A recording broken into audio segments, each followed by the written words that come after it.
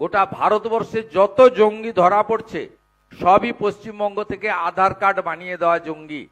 এ এক ভয়ঙ্কর জাতীয় সুরক্ষার ক্ষেত্রে প্রশ্নচিহ্নের সামনে আমরা দাঁড়িয়ে গেছি। আমাদের যে জামাতের উত্থান এবং বাংলাদেশের 550 কিলোমিটার এলাকাতে সীমান্তে জমি না দেওয়ার ফলে সীমান্ত সুরক্ষার যে প্রশ্নচিহ্নের সামনে দাঁড়িয়েছে, গোটা ভারতবর্ষে যত জঙ্গি ধরা পড়ছে সবই পশ্চিমবঙ্গ থেকে আধার কার্ড বানিয়ে দেওয়া জঙ্গি। এ এক ভয়ঙ্কর জাতীয় সুরক্ষার ক্ষেত্রে প্রশ্নচিহ্নের সামনে আমরা দাঁড়িয়ে গেছি। গতকাল পাটনাতে বিহারে ভারতবর্ষের যশস্বী স্বরাষ্ট্রমন্ত্রী তিনি একইভাবে পশ্চিমবাংলায় আগামী দিনে ভারতীয় জনতা পার্টির সরকার তৈরি হবে, সীমান্ত সুরক্ষিত হবে, অবৈধ বাংলাদেশি মুসলিম অনুপ্রবেশকারীদের হাত থেকে পশ্চিমবাংলা তথা ভারতবর্ষ সুরক্ষিত হবে, এ কথা দ্ব্যর্থহীন ভাষায় বলেছি।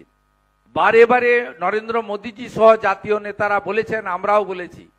একজন আদ্যপান্ত আদর্শ বাঙালি ডক্টর শ্যামাপ্রসাদ মুখার্জি, যিনি বাঙালি হিন্দুদের জন্য এই হোমল্যান্ড দিয়ে গেছিলেন 1947-এর 20শে জুন, এই আদর্শ বাঙালির তৈরি করা পশ্চিমবঙ্গ যতক্ষণ না ভারতীয় জনতা পার্টি জিতছে ততক্ষণ ভারতীয় জনতা পার্টির যে তাদের যে বিজয় রথ, মোদীজি যে রথের অশ্বমেধের ঘোড়া, সেই বৃত্ত সম্পূর্ণ হতে পারে না।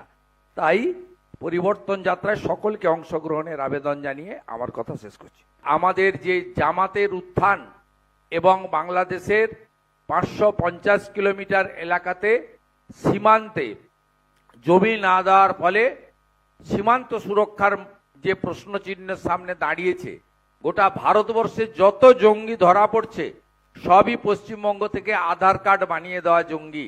এ এক ভয়ঙ্কর জাতীয় সুরক্ষার ক্ষেত্রে প্রশ্নচিহ্নের সামনে আমরা দাঁড়িয়ে গেছি।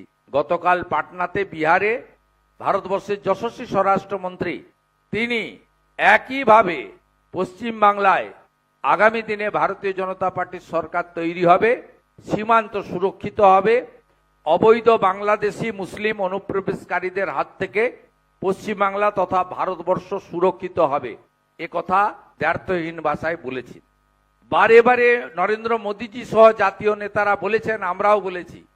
একজন আদ্যপান্ত আদর্শ বাঙালি ডক্টর শ্যামাপ্রসাদ মুখার্জি, যিনি বাঙালি হিন্দুদের জন্য এই হোমল্যান্ড দিয়ে গেছিলেন 1947-এর 20শে জুন, এই আদর্শ বাঙালির তৈরি করা পশ্চিমবঙ্গ যতক্ষণ না ভারতীয় জনতা পার্টি জিতছে ততক্ষণ ভারতীয় জনতা পার্টির যে তাদের যে বিজয় রথ, মোদীজি যে রথের অশ্বমেধের ঘোড়া, সেই বৃত্ত সম্পূর্ণ হতে পারে না।